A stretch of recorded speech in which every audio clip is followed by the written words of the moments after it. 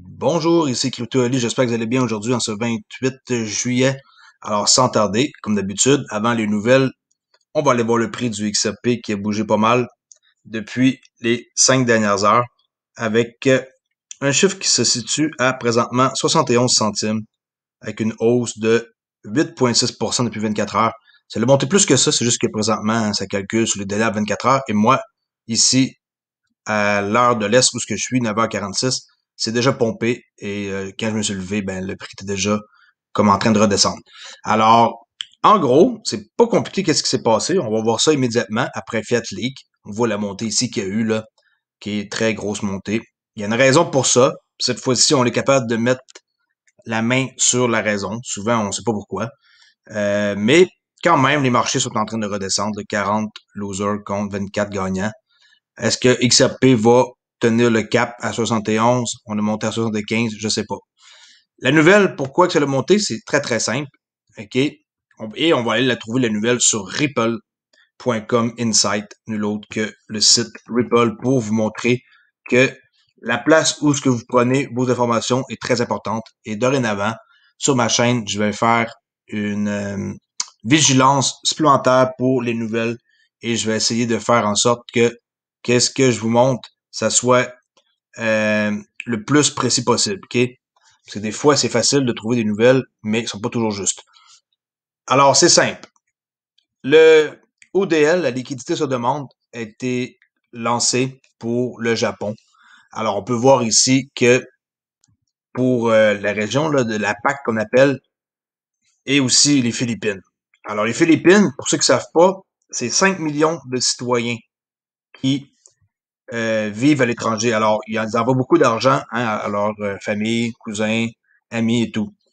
Beaucoup d'entre eux, comme cette personne ici, Joyce de Guzman, vivent et travaillent dans un pays étranger afin de pouvoir envoyer de l'argent chez eux aux membres de leur famille. Mais le système traditionnel de paiement internationaux pour ces migrants est souvent lent et coûteux, comme par exemple Swift, siphonnant des fonds précieux de chaque transaction qui pourraient être mieux utilisés pour la nourriture, le loyer et les factures médicales. Je lis la vraie nouvelle, je ne vais pas vous inventer rien. Vous allez voir, ma chaîne, elle va prendre un peu un autre tournant. Ça va être encore plus axé sur Ripple XRP. Je vais faire beaucoup moins de nouvelles internationales. Je vais essayer de m'en tenir à ce que j'ai commencé dès le début. Pour les Philippins, qui alimentent les envois de fonds de 1,8 milliard de dollars américains, qui circulent chaque année du Japon vers les Philippines, cela peut être une transaction particulièrement douloureuse. Les Philippines sont la troisième destination des envois de fonds en provenance du Japon, ce qui représente ici 10,5%, ayant l'un des coûts d'envoi les plus élevés au monde. Alors, est-ce que c'est une utilité? Je vous pose la question que Ripple s'attaque aux Philippines comme ça parce qu'il y a 10,5% d'échange entre le Japon et les Philippines et que là-bas, c'est les plus élevés au monde côté frais. Alors, l'utilité, c'est ça. Moi, je vais commencer à vous en parler de plus en plus. Quand vous choisissez un projet, une blockchain, une monnaie numérique, peu importe, là, qu'est-ce que vous devez faire le plus comme devoir, c'est de faire en sorte de voir si c'est une utilité ou pas. Si ça n'a pas d'utilité, vous pouvez oublier le projet comme c'est quelque chose qui est essentiel. C'est utile, oui ou non. Mais la raison de l'utilité, c'est quoi? Ça l'aide les gens ici, à 10,5%, à envoyer des transactions à faible coût. Puis, qu'est-ce que ça dit, entre autres? C'est que la moyenne de tous les pays, habituellement, c'est 5,92 et eux, c'est 10,50. Alors, ça sauve énormément d'argent pour ceux qui envoient de l'argent là-bas au Japon, du Japon aux Philippines. Regardez, ils sont très élevés, les fonds là, aux Philippines, 10,50, contrairement aux 8 pays, là, la moyenne ici, 5,92. Désormais, SBI Remit, en passant, c'est le plus grand fournisseur de transfert d'argent au Japon, s'associe au service de paiement mobile Coin.ph, OK, aux Philippines, et à la plateforme d'échange d'actifs numériques SBI VC Trade, avec M. Kitao, là, SBI, VC Trade, pour transformer M. Kitao, en passant, s'il y en a qui sont nouveaux sur ma chaîne, c'est lui qui est le big boss de SBI. OK, au Japon, le plus gros client de Ripple, qui détiennent énormément d'XRP. Et de leur portefeuille, c'est comme genre 60, 20, 20 là, ou 50, 30, 20, 50% d'XRP, 30% de Bitcoin, 20% de Ethereum, là, ça ressemble à ça, mais il y a comme 50% de son portefeuille qui est avec XRP. Et c'est un ancien client, hein, c'est pas un nouveau client du tout, là. Alors, en utilisant la liquidité à la demande, les trois offriront des options de versement plus rapides et abordables aux clients. Il s'agit de la première mise en œuvre du service de liquidité de Ripple au Japon. Tu sais, on disait que les couloirs, ils étaient installés, il y a plein de couloirs partout, la liquidité se demande, mais est-ce qu'ils l'utilisaient? Pas nécessairement. Là, apparemment, ils l'utilisent. OK, c'est à suivre. Moi aussi, pour moi, c'est un truc que je dois apprendre à connaître. Je sais que ça existe. Je sais qu'il y en a qui l'utilisent un peu. Je sais qu'il y en a qui l'utilisent pas du tout, qui attendent la réglementation. Est-ce qu'ils l'ont utilisé 100%? Est-ce que les valves sont ouvertes, comme on dit, là? On va voir. Pour l'instant, le prix, il a monté. Mais moi, je suis pas impressionné. Ça me prend beaucoup plus qu'un prix qui se situe présentement à 70 centimes, là, qui vient de perdre 5 centimes. Moi, ça m'impressionne pas pour être franc, là, une montée comme ça, là.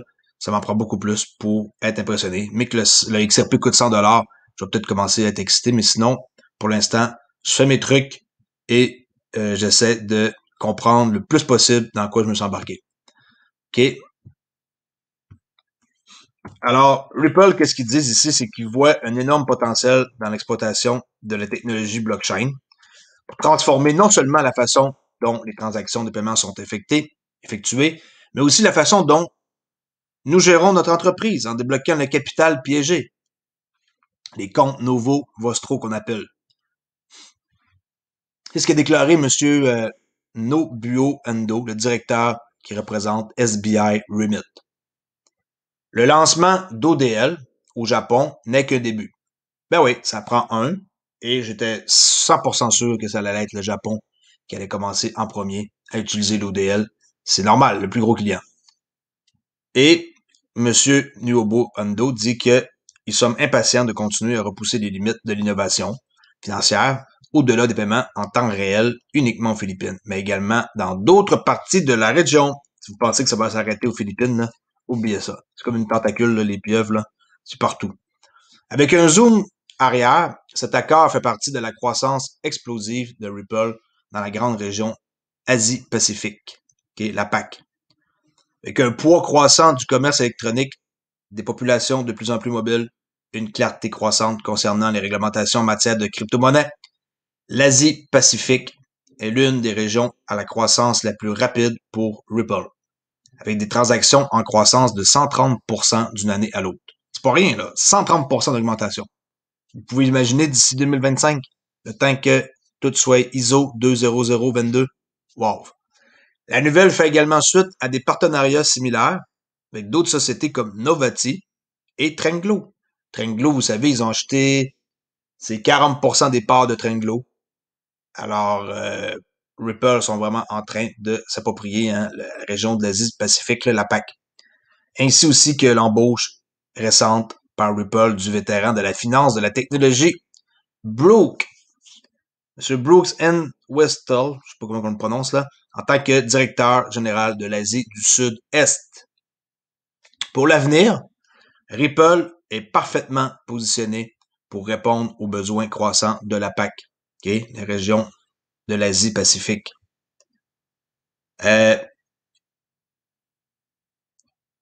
Aussi, juste un petit instant, parce que j'avais quelque chose en tête. C'est tout. That's it. Alors, c'est vraiment comme la PAC qui va être la région où ce que tout va commencer pour eux. Et on peut voir que c'est juste un début. J'espère que ceci vous a convaincu que vous avez investi dans la bonne compagnie, si on peut dire. Là. On n'a pas investi dans Ripple, c'est pas ça que je voulais dire. Là. Mais j'espère que vous avez compris que la compagnie qui est derrière tout ça, Ripple, fait des trucs immenses. Et éventuellement, le XRP va atteindre une valeur qui va être très élevée. Et c'est à vous de décider si vous voulez attendre ou pas. Il y en a qui veulent vendre à 5 $. Faites-le. Moi, je vais pas vendre à 5 dollars. Il y en a qui veulent vendre à 10 dollars. Faites-le. Moi, je vais vendre, mais un 2% de ce que j'ai à 10 dollars. Il y en a qui veulent vendre à 50. Faites-le. Moi, je vais vendre aussi une partie, mais pas beaucoup. C'est un autre 3%. À 100 dollars, à 500, à 1000, peu importe. Moi, mes objectifs sont déjà prédéterminés. Vous devriez avoir un plan dès le moment que vous faites une transaction sur un site d'échange, centralisé, décentralisé, peu importe là. OK? Parce que si vous n'avez pas de plan de sortie dès le début de votre achat, vous êtes foutu. Je vous le dis, ça prend absolument un plan de sortie. Alors, pour ceux qui ne connaissent pas, avant de quitter, on va aller voir une petite vidéo cool ici que j'ai trouvée, qui est vraiment sympathique. Regardez bien ça. Elle est capotée, OK? Checkez bien ça. Une machine Ripple, OK, avec un S. Oh, you can't see it. Can you see anything there?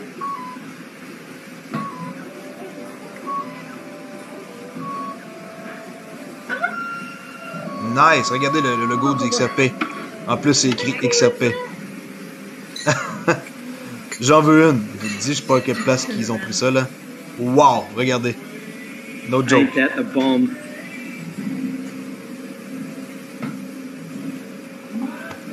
Incroyable. Alors, si vous ne me connaissez pas, Crypto Ali, vous pouvez suivre mon compte Twitter ici, qui montre légèrement 1300 bientôt. Sinon, j'ai un cours gratuit sur comment investir dans les crypto-monnaies pour débutants. Ici, j'ai déjà comme 1669 étudiants. C'est gratuit, il y a deux cours. Cours 1, cours 2, cliquez ici. Faites-moi un petit like, venez nous suivre. Sinon, ben, j'ai ma chaîne YouTube que vous devez connaître. Sinon, ben, faites un petit like aussi là-dessus. Ou si vous êtes plus courageux, cliquez sur rejoindre. Et j'ai quelque chose à vous offrir là-dessus qui pourrait faire votre affaire pour évoluer encore plus vite dans la crypto et avoir des bons projets dans lesquels investir. Merci beaucoup d'avoir écouté et je vous dis à la prochaine vidéo. Au revoir.